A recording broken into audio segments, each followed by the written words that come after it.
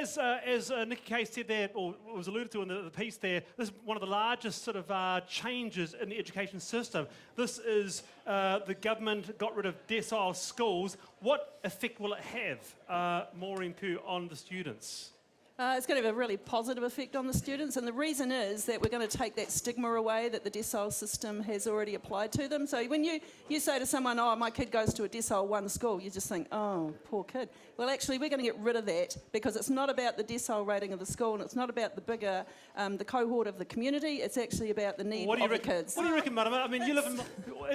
Isn't it great? You get rid of the stigma. So for Mararewa, where you live, and I used to live, those lower decile schools like my old school, Mararewa East, get rid of that stigma. Fantastic news. They've got to be applauded. It's gone from stigmatising this school to stigmatising whole families now, and it's a deficit thinking approach which is unproven. Instead, we need to be, how about providing families with houses and decent incomes, and understanding that we can still fund Green School Hubs policy, have lunches and nurses in every school. All education and kids need more funding because this government has gutted it.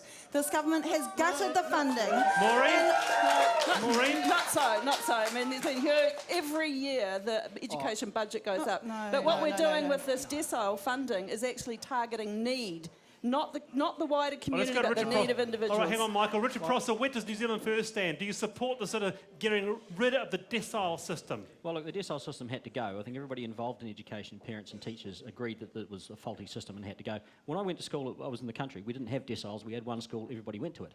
What they've said here is that they want to change the focus. Pretty much all they've done is change the terminology. We've done away with decile. We've got risk factors now. It's still the same Treasury-driven agenda.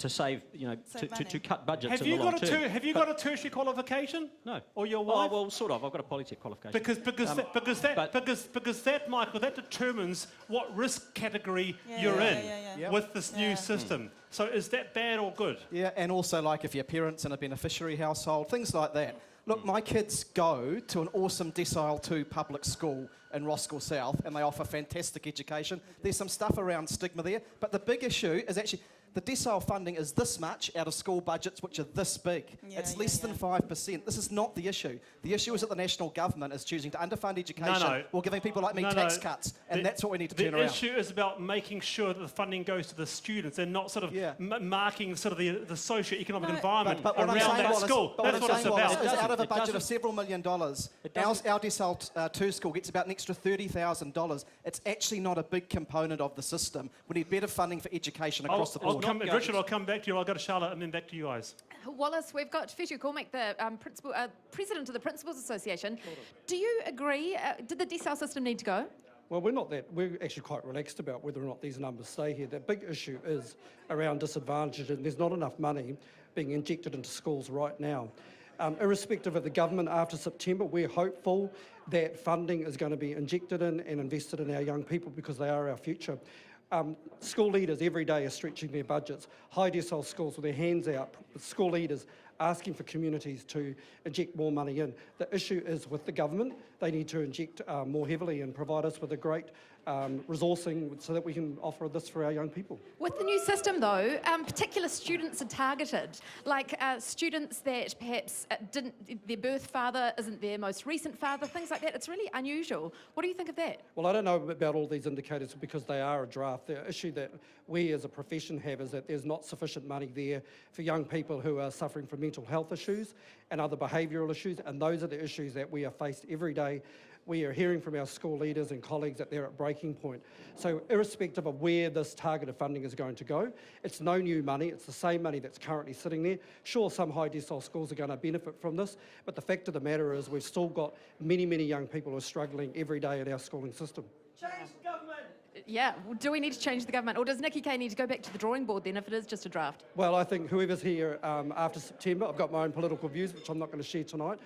We need to ensure that we've got a government who believes in our young people, believes in an education that's about innovation, creativity. All this narrow standardisation and measurement which we've had for the last 8 years is actually a load of nonsense. This current minister is barking up the wrong tree. If she wants a change in what's happening for our young people, then actually look at the wider curriculum, the rich curriculum that we had 8 years ago. Pugh Cormack, thank you. All right. Okay, all right. Marama Davidson, a response to that, what did you think of that? Well, listen, Wallace, Catherine Delahunty and I visited our local schools in Manurewa. Support staff. Schools are needing more support staff. The very mental health issues, for example, that Whetu was referring to. Who is it that helps the schools out and helps the children? It's support staff. And the funding for that has been gutted. We need more funding, not less, Okay, and not the same. We're running, either. hang on, no, we're running out of time. Maureen, final response I to get the that. same feedback, and that's why by targeting the need, because those support staff are actually working with those kids in need, there is going to be no funding cut. In fact, those schools that need it are going to get substantially more. All right, okay, look, pretty divisive topic there, but what your thoughts? Hashtag backbenchers.